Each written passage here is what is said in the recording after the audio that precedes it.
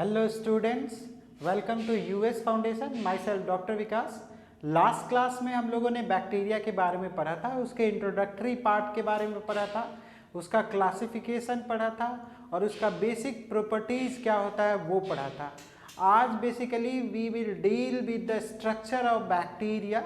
Basic structure क्या होता है, उसका रंग रूप कैसा होता है, उसमें क्या चीज़ें कैसी होती है, किस चीज़ के लिए क्या बनावट होती है। तो बेसिकली अगर बोले कि बैक्टीरिया का अगर कोई शेप बोला जाए तो कोई परमानेंट शेप नहीं होता उसका, कि अगर बोला जाए कि एकदम बेसिक स्ट्रक्चर बताया जाए तो नहीं, ऐसा कुछ स्ट्रक्चर बैक्टीरिया का नहीं होता है। लेकिन बेसिकली बोला गया है कि इसके अंदर ये सारे स्ट्रक्चर्स होते हैं। I will deal with one by one कि है क्या। सबसे पहले सबसे बाहरी का होता है। बाहर में जैसे हम क्या बनाते हैं, जब घर बनाते हैं तो हम बाउंड्री बनाते हैं ना, उसी तरह कैप्सूल होता है इसके चारों तरफ। एक कैप्सूल, ये एक कवरिंग जो है आपको दिख रहा होगा बाहर की तरफ से, ये कवरिंग को हम कैप्सूल बोलते हैं। अब इसका काम क्या है, तो they are basically maintain the bacteria for drying out, means वो सूखे ना, वो मेंटेन रहे, ड्राइंग आउट ना हो उसके लिए। और साथ ही साथ कोई भी फूड पे चिपकने के लिए वो चीज का इस्तेमाल जो करता है बैक्टीरिया वो होता है कैप्सूल। देन कैप्सूल के बाद फिर हम अंदर आते हैं। इसके बाद एक और वॉल होता है जिसको हम बोलते हैं सेल वॉल। ये सेल वॉल जो है बहुत ही इम्पॉर्टेंट स्ट्रक्चर है बैक्टीरिया का। कि क्यों इम्पॉर्टेंट है, क्योंकि जब भी हम कोई एंटीबायोटिक वगैरह खाते हैं तो बेसिकली सबसे ज़्यादा ये सेल वॉल पे ही इफेक्ट होता है। सेल वॉल टूटता है तभी ये जाके बैक्टीरिया जो है वो ध्वस्त हो जाता है। जैसे समझें, एक बलून है, बलून में पानी भरा हुआ है और उस पर एक हल्का प्रिक मारे तो ये पूरा पानी बाहर की तरफ आ गया, मतलब लीक ऑफ कंटेंट जो है, इसका जो लीक ऑफ कंटेंट जो है, इसका पूरा इंटीग्रिटी जो है वो डिपेंड करता है इसके सेल वॉल पे। समझ में आया कि ये जैसे बलून है तो ये इसमें पानी भरा हुआ है मान लो, तो ये पूरा पानी किस पे डिपेंड किया हुआ है, ये जो वॉल है उस पे। अंदर में कुछ नहीं है, पूरा खाली है। अब क्या करेंगे, यहाँ पे हल्का सा छेद करेंगे तो क्या होगा, पूरा पानी निकल जाएगा और ये पूरा क्या हो जाएगा, चिपक जाएगा, है ना। तो मेन इंटीग्रिटी मेंटेन करता है ये बैक्टीरिया का। इंटीग्रिटी मेंटेन करने का मतलब हुआ उसके शेप को मेंटेन रखता है। अब वो गोल शेप है या जो भी शेप है उसको मेंटेन करने का काम जो है वो क्या करता है, वो करता है बैक्टीरिया। तो बेसिकली यही पार्ट हम डील करेंगे कि सेल वॉल का काम है maintain overall shape of bacteria. इसके बाद का प्रोसेस आता है कि उसके बाहर एक ऐसे स्ट्रक्चर बना रहता है स्पाइक जैसा, जिसको हम पिलाई बोलते हैं। पिलाई का काम क्या है, तो पिलाई का बहुत इंपॉर्टेंट काम है रिप्रोडक्शन में अपने जैसा बैक्टीरिया बनाना। एक बैक्टीरिया से दूसरा बैक्टीरिया बनने के लिए जो दो प्रोसेस होता है, एक प्रोसेस जो है वो आगे हम बताएंगे क्या होता है पिलाई। तो पिलाई बेसिकली रिप्रोडक्शन ऑफ बैक्टीरिया में हेल्प करता है। इसके बाद आइए उसके साइटोप्लाज्म में। साइटोप्लाज्म, यहाँ पे जो भी चीजें भरी होती है वो है साइटोप्लाज्म। साइटोप्लाज्म क्या है, तो ये powerhouse of the cell है। मतलब क्या हुआ कि इसको जो भी चीज खिलाए पिलाएगा वो कौन करेगा, साइटोप्लाज्म। जैसे आप भंडारा में, आप किसी भोज में जाते होंगे तो एक भंडारा रहता है, भंडारा में ही सारा खाना रहता है और वहां से खाना सब जगह परोसा जाता है, होता है ऐसा। उस वही काम साइटोप्लाज्म करता है। साइटोप्लाज्म एक storage of energy, storage of ये powerhouse of the cell of bacteria बोल सकते हैं साइटोप्लाज्म को। साइटोप्लाज्म क्या करता है, तो ये सारा इसका जो भी कंटेंट जो है जिससे बैक्टीरिया जिंदा है वो सारी चीजों को स्टोर करता है।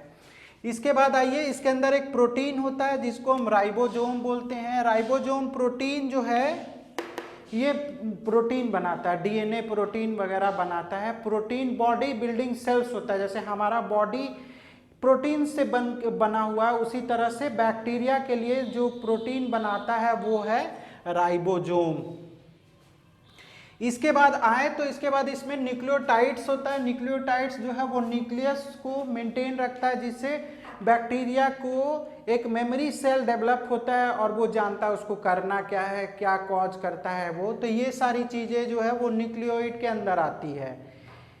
इसके बाद बेसिकली हम क्या देखेंगे, लास्ट पार्ट जो है वो है फ्लैजिला। एक पूंछ जैसा टेल जैसा पार्ट निकला हुआ रहता है बैक्टीरिया में, देख रहे हैं टेल जैसा पार्ट जो है वो बैक्टीरिया में निकला रहता है, जिसका काम है लोकोमोशन। मतलब हमारा लोकोमोशन कैसे होता है, हमारा बॉडी का लोकोमोशन पैर के थ्रू होता है। हम पैर के थ्रू एक जगह से दूसरी जगह जाते हैं। लोकोमोशन मतलब एक जगह से दूसरी जगह जाना, लोकोमोशन। यहाँ से हम दूसरी जगह किस चीज़ से जा रहे हैं, पैर से जा रहे हैं। तो ये लोकोमोशन जो है बैक्टीरिया को कौन करता है, फ्लैजिला करता है। तो बेसिक स्ट्रक्चर ऑफ बैक्टीरिया के अंदर क्या आया, कैप्सूल आया, सेल वॉल आया, राइबोसोम आया, पिलाई आया, साइटोप्लाज्म आया, न्यूक्लियोइड आया और फ्लैजिला आया। बेसिकली ये स्ट्रक्चर ऑफ बैक्टीरिया है। सबको क्लियर हो गया बेसिक स्ट्रक्चर ऑफ बैक्टीरिया। इसके बाद जो है हम आएंगे रिप्रोडक्शन ऑफ बैक्टीरिया। बैक्टीरिया एक से अपने आप को कैसे बढ़ाता है, एक से दूसरा। जैसे हमारे अंदर, ह्यूमन के अंदर रिप्रोडक्टिव सिस्टम कैसे शुरू होता है, वो होता है बेसिकली जो है सेक्सुअल रिप्रोडक्शन होता है। मतलब कि दो पार्टनर होने चाहिए उसके लिए, और एक होता है मेल और एक होता है फीमेल। मेल फीमेल गैमेट एक जगह मिलता है तो एक से दूसरा बच्चा होने का चांस होता है, अपना रिप्रोड्यूस करते हैं, हम अपने आप को बढ़ाते हैं। तो बैक्टीरिया में दो प्रोसेस से होता है, एक होता है एसेक्सुअल, एक होता है सेक्सुअल। एसेक्सुअल क्या हुआ, तो एसेक्सुअल का मतलब एक ही बैक्टीरिया की जरूरत है, उसमें दो बैक्टीरिया की जरूरत नहीं है। वो क्या करते हैं, तो सबसे पहले एक सिंगल सेल होता है जिसको हम प्रोकैरियोटिक सेल्स बोलते हैं। इसके बाद इसके डीएनए को कॉपी करता है, डीएनए के कॉपी होता है। सेकेंड प्रोसेस क्या होता है, डीएनए कॉपी होता है। ये डीएनए दो हो जाता है, कॉपी का मतलब होता है दो, एक से दो करना, फोटोकॉपी जानते होंगे आप। तो उसी तरह से जेरॉक्स कॉपी बनाना, तो डीएनए का कॉपी बनाते हैं ये। इसके बाद क्या होता है, तो इसके बाद डीएनए जब कॉपी हो जाएगा तो क्या होगा, सेल जो है वो डिवाइड करेगा, ये एक से दो हो जाएगा। लेकिन ये अंदर एक ही सेल वॉल में रहेगा। अभी एक से दो डिवाइड हो गया है थर्ड प्रोसेस में, लेकिन एक ही सेल वॉल में है। इसके बाद ये यहाँ से कट हो जाता है, डिवाइड हो जाता है और दो अलग अलग सेल्स बन जाता है, two identical haploid cells. Haploids का मतलब होता है एन, हैप्लॉइड सेल्स। तो बेसिकली ये है हैप्लॉइड सेल्स। तो ये है बाइनरी फिजन। इस प्रोसेस को हम बाइनरी फिजन बोलते हैं। बाइनरी फिजन में सबसे पहले जाने, सबसे पहले प्रोकैरियोटिक सेल्स होता है, उसमें डीएनए कॉपी होगा। इसके बाद सेल्स जो है वो डिवाइड करेगा और डिवाइड होके टू आइडेंटिकल सेल्स बनाएगा, जिसको हम हैप्लॉइड सेल्स बोलते हैं। इसके बाद सेकेंड जो है रिप्रोडक्शन ऑफ बैक्टीरिया, उसके अंदर आता है कॉन्जुगेशन। कॉन्जुगेशन का मतलब क्या होता है, मिलना। कॉन्जुगेशन का मतलब होता है मिलना, तो इसमें मिलना जरूरी है। यहाँ बाइनरी फ्यूजन में ऐसा कुछ नहीं था, लेकिन सेक्सुअल में कंजुगेशन हो रहा है। इसमें क्या है कि दो बैक्टीरिया एक साथ आया और उसका जो पिलाई है, अब मैंने बताया था कि ये सेक्सुअल रिप्रोडक्शन में पिलाई काम आता है। ये क्या होता है, इसका पिलाई और इसका पिलाई एक दूसरे से मैच करेगा, पिलाई मैच करेगा और ये दोनों जो है एक दूसरे में कंबाइन करेंगे और फिर डेविएट करके दो अलग अलग सेल्स बना देंगे। तो ये है सेक्सुअल रिप्रोडक्शन। इसमें दो बैक्टीरिया की जरूरत होती है, इसीलिए इसको सेक्सुअल रिप्रोडक्शन बोलते हैं। और यहाँ एक ही बैक्टीरिया डिवाइड होके दो बन रहा है, इसीलिए इसको एसेक्सुअल बोलते हैं। तो रिप्रोडक्शन ऑफ बैक्टीरिया का बेसिक स्ट्रक्चर यही हुआ, स्ट्रक्चर ऑफ बैक्टीरिया ये हुआ। तो दो पार्ट इस स्लाइड में मैंने कंप्लीट किया है। सेकेंड फर्दर क्लासेस में हम डिटेल डिस्कस करेंगे कि what are the bacteria, bacteria कौन कौन सा बीमारी कॉज करता है, क्या क्या बैक्टीरिया होता है। So students, after the completion of introductory part, classification and various structure and reproductory part of bacteria, we will deal with the benefit part of bacteria and harmful effect of bacteria. ऐसा नहीं है कि bacteria का मतलब हुआ कि वो हमेशा प्रॉब्लम ही क्रिएट करे। No, there are some bacteria which are very helpful for human being also.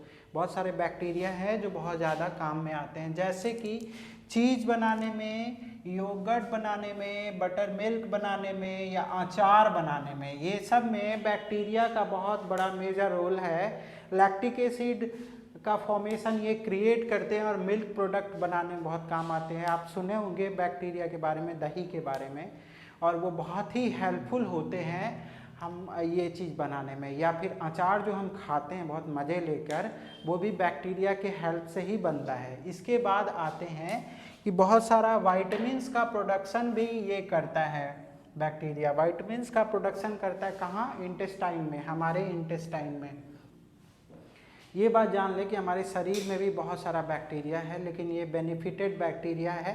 ये विटामिन का प्रोडक्शन करते हैं। सोच सकते हैं विटामिन कितना इंपॉर्टेंट होता है बॉडी के लिए, उसका भी प्रोडक्शन ये बैक्टीरिया करते हैं। इसके बाद ये क्या करते हैं? इनसॉल्युबल फाइबर्स, बहुत ज़्यादा फाइबर्स अगर हम चिकन मटन खा लेते हैं तो उसको पचाने में भी बैक्टीरिया का काम आता है। कहते हैं ना, हम लैक्टिक एसिड भी देते हैं, वाइजीलैक का कैप्सूल या सिरप वगैरह देते हैं, वो भी काम आता है।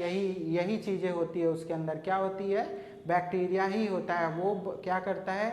जो इनसॉल्युबल, जो पचता नहीं है फाइबर्स, उसको पचाने का काम करता है। हेल्प इन डाइजेशन, कितना हेल्पफुल है। इसके बाद बहुत सारे इंडस्ट्री में भी इसका काम आता है बैक्टीरिया का। इंडस्ट्री में ये ऑयल स्पिल्स को ये तोड़ते हैं, और गोल्ड माइनिंग में या मेटल में या केमिकल इंडस्ट्री में बहुत ही इम्पॉर्टेंट रोल प्ले करते हैं बैक्टीरिया। वहाँ पे एक्सट्रैक्ट करने में, वहाँ से गोल्ड एक्सट्रैक्ट या मेटल या कोई भी आयरन मेटल एक्सट्रैक्ट करने का काम भी हम बैक्टीरिया के थ्रू कर सकते हैं। और एक नया एडवांस टेक्नोलॉजी आया है, बायोटेक्नोलॉजी, हम डील करते हैं जिसमें डीएनए, आरएनए, इसमें वायरस, इसमें हम पता लगाते हैं अलग अलग फ्रेगमेंट्स के जरिए कि ये क्या यूज़फुल हो सकता है हमारे डे टू डे लाइफ में।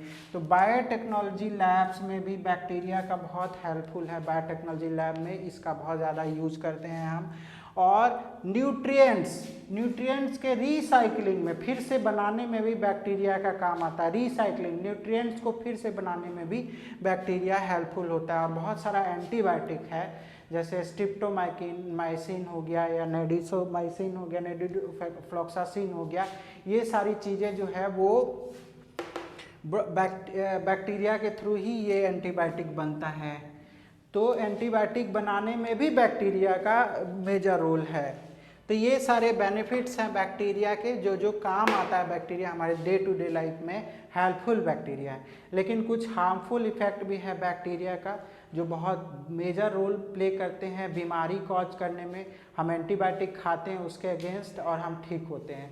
तो वैसे कौन कौन से बैक्टीरिया, जैसे हम टीबी, ट्यूबरकुलोसिस हमको होता है, डिप्थीरिया, टिटनस, पूरा सॉइल और बालू में क्लॉस्ट्रीडियम टिटेनी नाम का बैक्टीरिया होता है। अगर वो बॉडी में लग गया, अगर हम चोट लग गया या कोई नेल, जंक वाला नेल है, रस्टिंग नेल्स है, वो हमारे अंदर चुभ गया तो एक प्रॉब्लम होती है जिसको हम टिटेनस बोलते हैं। इसमें बॉडी पूरा टाइट हो जाता है और हमारी मौत भी हो सकती है। बॉलेक्स हो जाता है, एकदम बॉ जैसा शरीर हो जाता है। हम इतना ज़्यादा स्पाज्म हो जाता है कि हम बॉडी को फिर से नॉर्मल इरेक्ट पोजीशन में नहीं रख पाते हैं। ये बहुत ही डेडली कंडीशन है। पहले के ज़माने में, पहले में क्या होता था कि लोग क्या करते थे कि ये नाभि को काटने के लिए, प्लासेंटा को मदर से अलग करने के लिए वो क्या करते थे कि धारदार हथियार जो में जंग लगा रहता था उसको यूज करते थे, और इससे बच्चे की मौत हो जाती थी स्पाज्म की वजह से। तो ये टिटनस है, ये भी बैक्टीरिया की वजह से होता है, क्लॉस्ट्रीडियम टिटेनी की वजह से। और एक डिसेंट्री, जो हमारा पेट खराब हो जाता है बहुत ज़्यादा, हम कुछ ऐसा खा लेते हैं उस पर कोई बैक्टीरिया लगा रहता है, जिसकी वजह से हमको बहुत ज़्यादा वॉमिटिंग के साथ साथ हमारा स्टूल बहुत मात्रा में, बहुत पतले मात्रा में होने लगता है और बहुत वीक हो जाते हैं। इवन दो कभी कभी इससे डेथ भी हो जाती है। तो डिसेंट्री, टाइफॉइड सबको पता होगा, ऑलमोस्ट इंडिया में हर कोई कभी ना कभी टाइफॉइड से पीड़ित होता ही है। ये भी एक बैक्टीरियल डिजीज है, इसमें भी बैक्टीरिया की वजह से टाइफॉइड होता है। अगर हम कोई पानी वगैरह यूज कर रहे हैं जिसमें बैक्टीरिया है, वो तो हमारे बॉडी के अंदर जाके टाइफॉइड कॉज करता है। और बहुत दिन तक, 40-50 दिन तक हमको हाई फीवर होता है, हमको डिसेंट्री होता है। कभी कभी टाइफॉइड का सही से इलाज नहीं हो तो पेशेंट की मौत भी हो जाती है। इसके बाद आता है मेनिंजाइटिस। मेनिंजाइटिस भी बैक्टीरिया की वजह से होता है। मेनिंजाइटिस का मतलब होता है, आइटिस का मतलब इन्फ्लामेशन। मेनिंजेज में ब्रेन में इन्फ्लामेशन हो जाता है, सूजन हो जाता है। एईएस का ये एक वेरिएंट है। इसमें क्या होता है कि सडन सीजर्स अटैक आता है पेशेंट का और डेथ हो जाती है। तो ये मेनिंजाइटिस भी बैक्टीरिया की वजह से होता है। गोनोरिया एक सेक्सुअली ट्रांसमिटेड डिजीज है जो कि ये मेल से फीमेल को मिलता है या फीमेल से मेल को मिलता है। तो ये सेक्सुअली ट्रांसमिटेड डिजीज है, सेक्स के दौरान ये एक दूसरे से ट्रांसफर होता है। उसमें भी गोनोरिया भी एक बैक्टीरियल डिजीज है। और निमोनिया मैंने पढ़ाया था, पहले भी क्लास लिया था निमोनिया का। निमोनिया में चेस्ट पे पस बन जाता है, हमारे एल्वियोलाई में पस या पानी भर जाता है, ये भी बैक्टीरियल डिजीज है। ये भी स्ट्रेप्टोकोकल निमोनी की वजह से ये होता है। और सिफिलिस भी एक बैक्टीरियल डिजीज है, ये सेक्सुअली ट्रांसमिटेड डिजीज है। ये ओरल सेक्स जो भी ह्यूमंस करते हैं उनके अंदर बहुत कॉमन है सिफिलिस का होना। ये बैक्टीरिया का ट्रांसफ़र होता है और बहुत सारे लीजन्स बनते हैं माउथ के अंदर या जेनाइटल ऑर्गन के अंदर। तो ये सारा बेनिफिट और हार्मफुल इफेक्ट ऑफ बैक्टीरिया हुआ। This part is the last part of bacteria. That's all from my side. Thank you.